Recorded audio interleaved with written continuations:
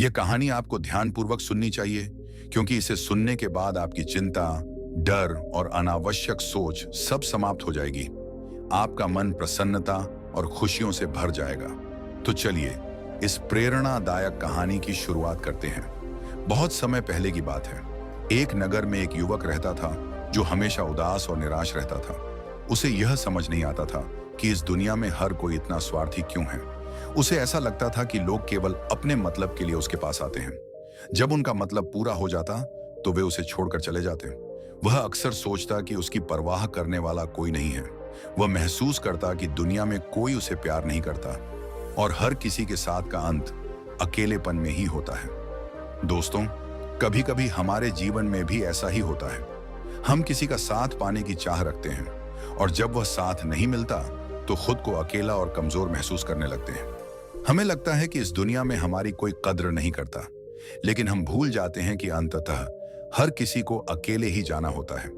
उस युवक का यह अकेलापन उसकी जिंदगी पर भारी पड़ने लगा। परेशान होकर एक दिन उसने अपना घर छोड़ दिया और बिना किसी दिशा के एक रास्ते पर निकल पड़ा। वह गहरे विचारों में खोया हुआ था और बस चलता ही जा रहा था। चलते चलते उसे एक आश्रम दिखाई दिया। उसने देखा कि एक गुरु अपने शिष्यों को ध्यान करने का अभ्यास करा रहे हैं। उसी दौरान एक शिष्य ने गुरु से पूछा, गुरुदेव, ध्यान क्या है और इसे करने से हमें क्या लाभ होता है? गुरु मुस्कुराते हुए बोले, पुत्र, ध्यान सत्य का मार्ग है। ध्यान तुम्हें अकेलेपन की ओर ले जाता है, लेकिन यही अकेलापन तुम्हें सत्य की प्राप्ति करवाता है। ध्यान के माध्यम से जब तुम अपने भीतर झांकते हो तो तुम्हें अपने असली स्वरूप का एहसास होता है। युवक आश्रम के बाहर खड़ा होकर ये सब बातें सुन रहा था। गुरु के शब्दों ने उसे भीतर तक झकझोर दिया। वह दौड़ता हुआ गुरु के पास गया और कहने लगा, गुरुदेव, अगर ध्यान अकेला कर देता है तो मैं पहले ही श्रेष्ठ हूं। मुझे किसी ध्यान की जरूरत नहीं, क्योंकि मैं तो पहले से ही अकेला हूं। मेरा कोई नहीं है, न परिवार न मित्र। मैं अपनी राह अकेले ही चल रहा हूं। युवक की यह बात सुनकर गुरु ने उसे ध्यानपूर्वक देखा और मुस्कुराते हुए बोले, पुत्र, अगर तुम अकेले हो तो तुम्हारे साथ तुम्हारे विचार, तुम्हारी स्मृतियां, तुम्हारा अहंकार और तुम्हारे दुख क्यों हैं? तुम यह सब अपने साथ लेकर कहां जा रहे हो? गुरु की इस बात ने युवक को चौंका दिया। उसने तुरंत पीछे मुड़कर देखा, लेकिन वहां कोई नहीं था। यह देखकर वह स्तब्ध रह गया। वह समझ चुका था कि उसका अकेलापन वास्तव में उसके अपने विचारों का बोझ था। इस घटना के बाद युवक ने गुरु के चरणों में प्रणाम किया और वहां ध्यान करना शुरू कर दिया। वह अपने भीतर के सत्य को जानने के मार्ग पर चल पड़ा। दोस्तों, यह कहानी हमें सिखाती है कि अकेलापन बाहरी नहीं, बल्कि हमारे भीतर के भ्रम का परिणाम है। जब हम अपने भीतर झांकते हैं तो हमें सच्चा सुख और शांति प्राप्त होती है। हे गुरुवर, मेरे पीछे कौन है? न मेरे परिवार वाले, न मेरे मित्र, न मेरे शत्रु और न ही मेरे सगे संबंधी। मैं सबको पीछे छोड़ आया हूं। कोई मेरी परवाह नहीं करता, कोई मेरा ख्याल नहीं रखता। मेरी आवाज सुनने वाला भी कोई नहीं। जब किसी पर समस्या आती है तो वे मुझे याद कर लेते हैं, लेकिन बाकी समय में किसी को मेरी सुध तक नहीं होती। उन्हें तो यह भी नहीं पता होता कि मैं किस हाल में हूं, मैं जीवित हूं या नहीं। गुरुवर ने उसकी बातें शांतिपूर्वक सुनी, फिर मुस्कुराते हुए बोले, भंते, तुम सही कह रहे हो, लेकिन जब तक तुम इन सभी से वास्तव में मुक्त नहीं होते, तब तक तुम अकेले कैसे हो सकते हो? युवक ने चौंकते हुए पीछे मुड़कर देखा। वहां सचमुच कोई नहीं था। उसने आश्चर्य से गुरुवर की ओर देखा और कहा, गुरुवर, यहां कोई नहीं है। मैं अकेला ही यहां आया हूं। आप मेरा मजाक क्यों उड़ा रहे हैं? जब मेरे साथ कोई है ही नहीं तो मैं भला किसे छोड़ूं और कैसे छोड़ूं? उसकी बातें सुनकर गुरुवर मुस्कुराए, फिर शांत स्वर में बोले, भंते, तुम यह बताओ कि तुम मुझसे क्या चाहते हो? युवक ने निवेदन किया, हे गुरुवर, मैं आपका शिष्य बनना चाहता हूं। मुझे एक साथी चाहिए। कृपया मुझे अपना शिष्य बना लीजिए। मैं जीवन भर आपका आभारी रहूंगा। उसकी बात सुनकर गुरुवर ने कहा, भंते, अगर तुम सचमुच यहां रहना चाहते हो तो मैं तुम्हें एक मौका दे सकता हूं। तुम यहां 1 महीने तक रुक सकते हो, लेकिन तुम्हें मेरी एक बात माननी होगी। इन 30 दिनों के दौरान तुम्हें ध्यान का अभ्यास करना होगा। अगर तुम ऐसा कर सके तो मैं यह निर्णय लूंगा कि तुम्हें अपना शिष्य बनाना है या नहीं। लेकिन यदि तुम ऐसा नहीं कर पाए तो यहां तुम्हारे लिए कोई स्थान नहीं होगा। युवक ने गहराई से सोचा, फिर गुरुवर से कहा, गुरुवर, मैं आपकी बात मानने के लिए तैयार हूं। मैं 30 दिनों तक ध्यान का अभ्यास करूंगा। गुरुवर की शर्त को स्वीकार कर युवक आश्रम में ही रुक गया।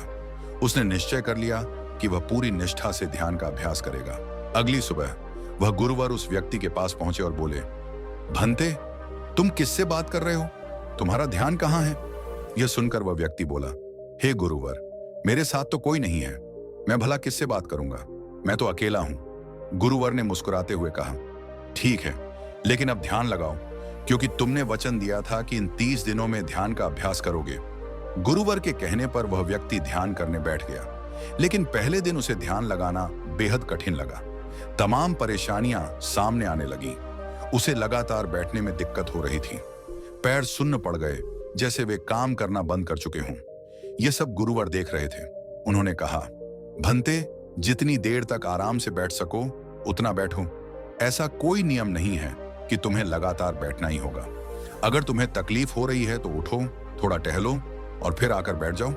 यह कहकर गुरुवर वहां से चले गए। अगली सुबह गुरुवर फिर उस व्यक्ति के पास पहुंचे। उन्होंने पूछा, भंते, आज तुम किससे बातें कर रहे हो? क्या कोई आया है? व्यक्ति ने जवाब दिया, गुरुवर, यहां तो कोई नहीं है। आप खुद देख लीजिए, मैं भला किससे बातें करूंगा? गुरुवर ने फिर मुस्कुराते हुए कहा, चलो ध्यान का अभ्यास करो। इस पर व्यक्ति ने कहा, गुरुवर, क्या केवल आंखें बंद करके बैठ जाना ही ध्यान है? अगर ऐसा है तो यह बहुत आसान है, इसे तो कोई भी कर सकता है। गुरुवर ने गहरी सांस ली और बोले, भंते, केवल आंखें बंद कर लेना ध्यान नहीं है। ध्यान का अर्थ है अपने मन को एकाग्र करना। तुम्हें अपने मन को किसी एक चीज पर लगाना होगा। वह कोई भी चीज हो सकती है, बाहर की कोई आवाज, तुम्हारी सांसों का भीतर बाहर होना, या कोई और निरंतर घटने वाली घटना। उन्होंने समझाते हुए कहा, जब तुम अपने मन को किसी एक चीज पर केंद्रित करोगे तो तुम्हें ध्यान भटकने नहीं देना है। हर बार जब तुम्हारा ध्यान भटके, उसे वापस उसी चीज पर केंद्रित करो। यही सच्चा ध्यान है। यह कहकर गुरुवर वहां से चले गए। तीसरे दिन सुबह गुरुवर फिर व्यक्ति के पास आए। उन्होंने कहा, भंते, आज कौन आया है? तुम किससे बातें कर रहे हो? इतनी जोर जोर से आवाजें क्यों आ रही हैं? तुम यहां शांति पाने आए हो या दूसरों को अशांत करने के लिए? व्यक्ति ने हैरानी से कहा, गुरुवर, यहां तो कोई नहीं है। मैंने तो एक शब्द भी नहीं बोला। तो फिर आपको जोर जोर की आवाजें कहां से सुनाई दे रही हैं? गुरुवर ने गंभीरता से कहा, ठीक है, चलो ध्यान का अभ्यास करो। इस बार व्यक्ति ने उनसे पूछा, गुरुवर, क्या मैं आपसे एक प्रश्न पूछ सकता हूं? तभी वह गुरुवर मुस्कुराते हुए उस व्यक्ति से कहते हैं, पूछो, तुम्हें क्या पूछना है? व्यक्ति ने कहा, गुरुवर, आप कहते हैं कि किसी एक चीज पर ध्यान लगाओ जो वर्तमान समय में घट रही हो और उस पर अपना पूरा ध्यान लगा दो। लेकिन जब मैं अपनी सांसों पर या किसी ऐसी चीज पर ध्यान लगाने का प्रयास करता हूं जो निरंतर घट रही है, तो मेरा ध्यान स्थिर नहीं रहता। मैं हर पल भटकता रहता हूं। कभी कुछ याद आता है, कभी कुछ और याद आता है। वे पुरानी यादें मुझे छोड़ती ही नहीं। आपके कल यहां से चले जाने के बाद मैंने बहुत प्रयास किया, लेकिन वह पुरानी यादें बार बार मुझसे जुड़ जाती हैं, जिससे मैं एकाग्र नहीं हो पाता। तो मुझे अब क्या करना चाहिए? गुरुवर ने उसकी बातें सुनकर मुस्कुराया, लेकिन उन्होंने कुछ नहीं कहा और वहां से चले गए। वह व्यक्ति हंसी का कारण नहीं समझ पाया। अगली सुबह फिर गुरुवर उस व्यक्ति के पास पहुंचे और कहा, भंते, तुम क्या कर रहे हो? इतना आलस क्यों फैला हुआ है? आलस को दूर करो, नहीं तो यह तुम पर हावी हो जाएगा और तुम हमेशा इसके अधीन रहोगे। व्यक्ति ने जवाब दिया, गुरुवर, आप तो रोज एक ही बात कहते हैं कि यहां कोई है, लेकिन मुझे तो कोई नजर नहीं आता। आप ही बताइए, यहां कौन है? गुरुवर ने कहा, ठीक है, चलो अभ्यास करते हैं। व्यक्ति ने फिर सवाल किया, गुरुवर, क्या मैं आपसे एक प्रश्न पूछ सकता हूं? गुरुवर ने अनुमति दी। हाँ, पूछो। व्यक्ति ने कहा, गुरुवर, आपकी कृपा से अब मैं पहले से बेहतर तरीके से ध्यान कर पा रहा हूं, लेकिन एक समस्या अभी भी बनी हुई है। जब मैं अपनी सांसों पर ध्यान देता हूं तो मेरा मन एकाग्र तो होता है और मैं बेहतर तरीके से ध्यान करने लगता हूं, लेकिन फिर ध्यान करते करते मुझे नींद आने लगती है और मैं सो जाता हूं। फिर मुझे ध्यान नहीं हो पाता और बस नींद आती रहती है। मैं फिर ध्यान पर ध्यान नहीं लगा पाता।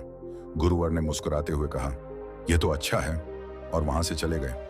5वें दिन जब वह गुरुवर फिर उस व्यक्ति के पास पहुंचे तो उन्होंने कहा, भंते, तुमने इतने लोगों को क्यों बुला लिया है? इतने सारे लोग तुम्हें ध्यान नहीं करने देंगे। तुमने यहाँ पर इतनी भीड़ क्यों जमा की है? तुम्हें तो अकेले आना चाहिए था, जैसा तुमने पहले कहा था। इन लोगों को यहाँ से भेज दो, मुझे ये बिल्कुल पसंद नहीं। व्यक्ति ने सोचा, लगता है गुरुवर पागल हो गए हैं। जब भी वह आते हैं यही कहते हैं कि यहाँ कोई है, लेकिन मुझे तो कोई दिखाई नहीं देता।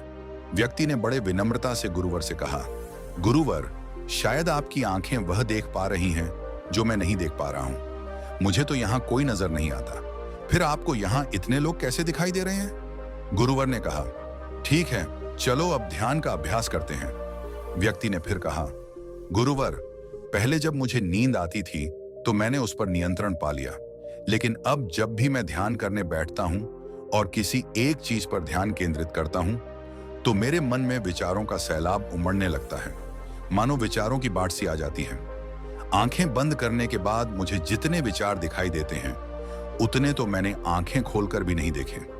इनमें से कुछ विचार तो ऐसे होते हैं जिनके बारे में मैंने कभी सोचा भी नहीं था। ये सब क्यों हो रहा है?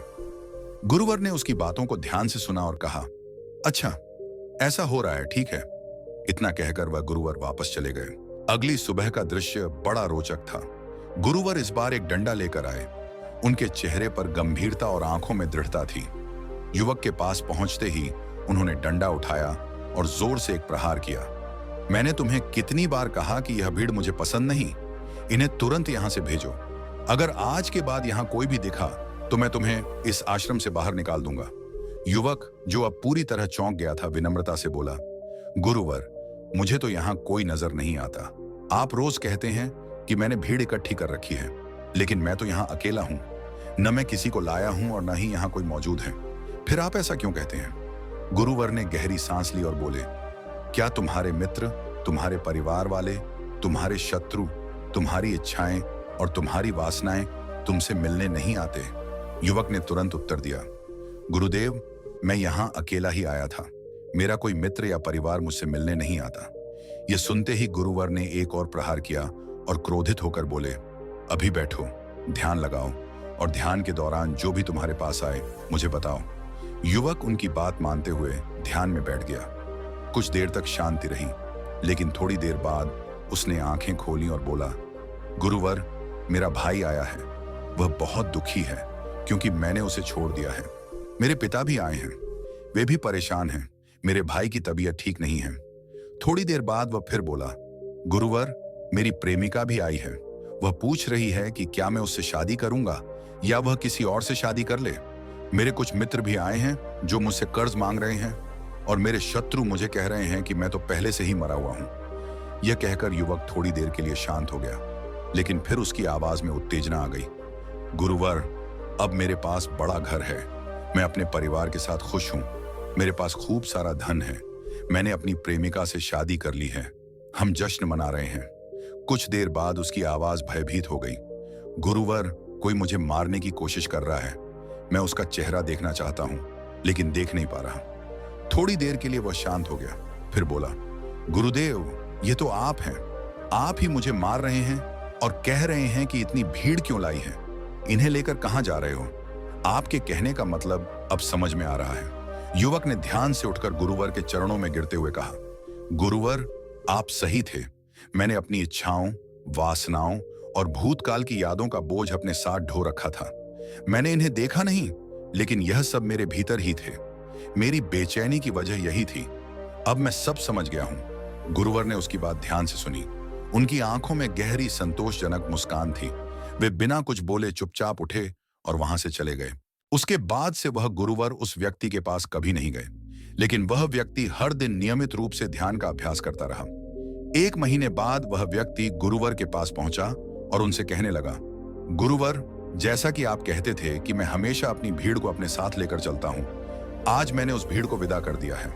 अब मैं पूरी तरह से अकेला हूं। मेरे साथ अब कोई नहीं है, यहां तक कि मैं स्वयं भी अपने साथ नहीं हूं। मैं एक अद्भुत शांति का अनुभव कर रहा हूं। अब मुझे ऐसा लगता है कि मेरे जीवन में कोई समस्या शेष नहीं है और न ही किसी समाधान की आवश्यकता।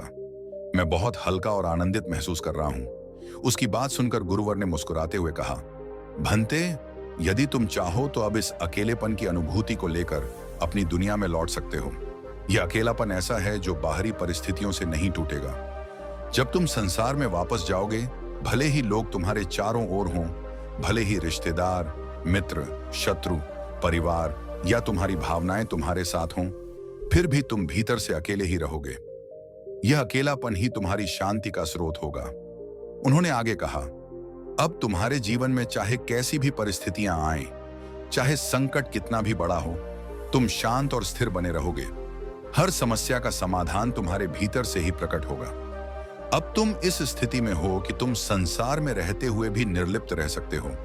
यदि तुम चाहो तो मैं तुम्हें अपना शिष्य बना सकता हूं, लेकिन याद रखो, ध्यान का यह मार्ग अभी शुरू हुआ है। यह एक लंबा सफर है।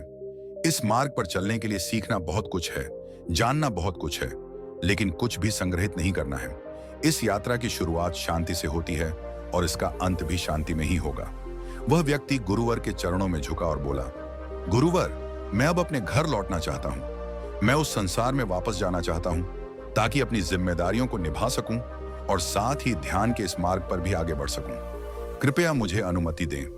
गुरुवर ने मुस्कुराते हुए कहा, भंते, जब मन शांत होता है तो सब कुछ संभव है। तुम संसार में रहकर भी इस शांति को बनाए रख सकते हो। याद रखना, हमें सीखना बहुत कुछ है, जानना बहुत कुछ है, लेकिन अपने भीतर कुछ भी बांध कर नहीं रखना है। अब तुम जा सकते हो। तुम्हारा कल्याण हो। उनके इन वचनों को सुनकर वह व्यक्ति नमन करता है और अपने मार्ग पर आगे बढ़ने के लिए वापस लौट जाता है। यह कहानी हमें सिखाती है कि सच्ची शांति और अकेलापन बाहरी दुनिया से नहीं, बल्कि हमारे भीतर से आता है। जब हम ध्यान का अभ्यास करते हैं और अपनी भावनाओं, विचारों और इच्छाओं से मुक्त हो जाते हैं, तो हमें यह एहसास होता है कि हमारे जीवन की समस्याओं का समाधान हमारे ही भीतर छिपा है। संसार में रहकर भी अपने कर्तव्यों को निभाते हुए हम शांति और स्थिरता को बनाए रख सकते हैं। यही ध्यान का वास्तविक मार्ग है, सीखना, जानना और अंततः सब कुछ त्याग देना। तो दोस्तों, अगर आपको यह कहानी प्रेरणादायक लगी हो और इसने आपके जीवन में कुछ सकारात्मक बदलाव लाने की कोशिश की हो, तो लाइक करना ना भूलें। इस तरह की और प्रेरणादायक कहानियों के लिए शेयर करें ताकि और लोग भी इससे सीख सकें। और अगर आप हमारे चैनल पर नए हैं तो अभी सब्सक्राइब करें और बेल आइकन दबाएं ताकि आपको हमारी हर नई कहानी की नोटिफिकेशन सबसे पहले मिले। आपका समय देने के लिए धन्यवाद और नमो बुद्धाय। ध्यान करें, शांत रहें और खुशहाल जीवन जिएं।